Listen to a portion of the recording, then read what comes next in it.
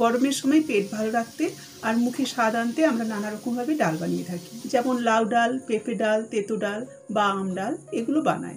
আজকে আমি সেরকমই একটা ডালের রেসিপি নিয়ে এসেছি।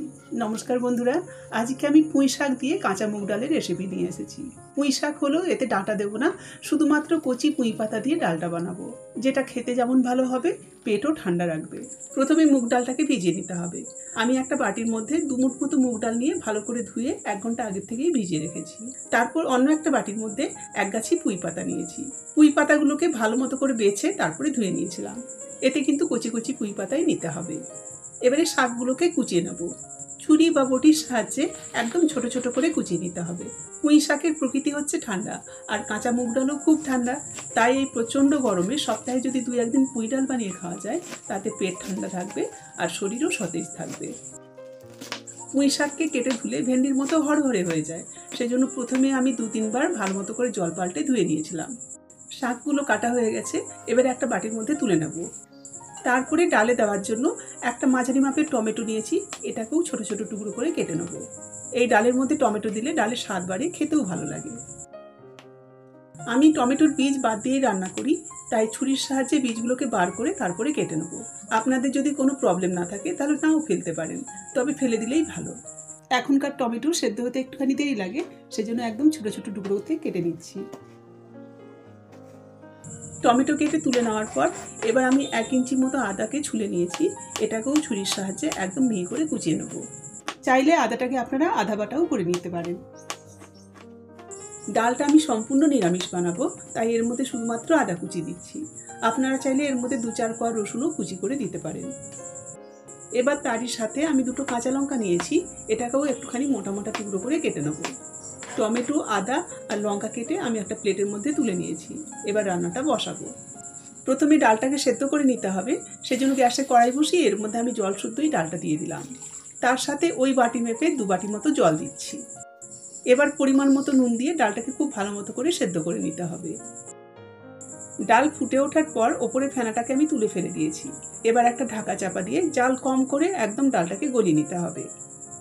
ডালটা যখন সম্পূর্ণ সেদ্ধ হয়ে যাবে, তখন একটা ঘুটনির সাহায্যে একবার ঘুটে নেব, যেন একদম গলে যায়। ডালটা এবারে একদম মাখনের মতো গলে গেছে আর বেশ ঘন হয়েছে। এর মধ্যে এখন জল দেব না, রান্নার সময় একবারে পরিমাণ মতো জল দিয়ে দেবো। এবার এটাকে নামিয়ে নিতে হবে। তারপরে অন্য একটা পাত্র গ্যাসে বসিয়ে এর মধ্যে আমি 1 টেবিল চামচ মতো সর্ষে তেল দিচ্ছি।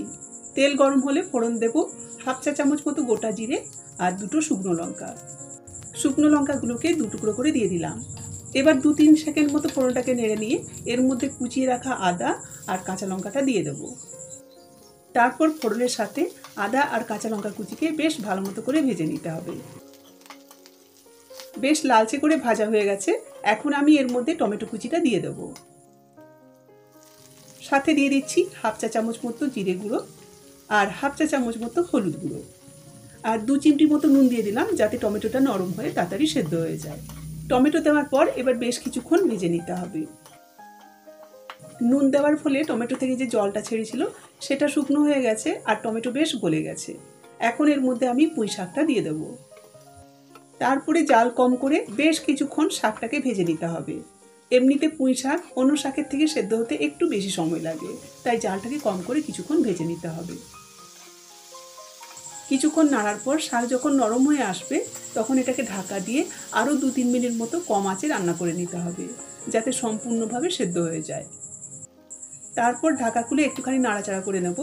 শাক থেকে যে জলটা ছেড়েছিল সেটা একদম শুকনো হয়ে গেছে আর শাক সেদ্ধও হয়ে গেছে।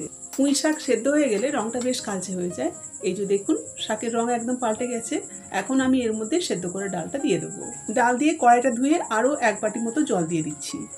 এই ডালটা বেশি পাতলা হবে না, একটু ঘন হবে, সেই হিসেবে জল দিতে হবে, নাহলে কিন্তু খেতে ভালো লাগবে না। ডালটা একটু বেশি ঘন দেখাচ্ছে, তাই আরও একটুখানি জল দিয়ে দিচ্ছি, কারণ ফুটার পর এমনিতেই ডালটা বেশ ঘন হয়ে যাবে। আমি চেক করে দেখে নিয়েছি, একটুখানি নুন লাগবে, তাই দিয়ে দিলাম। সাথে 1 চা চামচ মতো চিনি দিচ্ছি। এই ডালের মধ্যে চিনি একটু অবশ্যই দেবেন, এতে পুঁই শাকের খাড় ভাবটা চলে যাবে আর ডালটা খেতে বেশ ভালো লাগবে। এবারে নেড়ে নিয়ে 2 মিনিট মতো ফুটিয়ে নিয়ে তারপরে ডালটাকে নামিয়ে নিতে হবে। ব্যাস 2 মিনিট মতো ফুটে গেছে, এবারে গ্যাস বন্ধ করে ডালটাকে নামিয়ে নিতে হবে।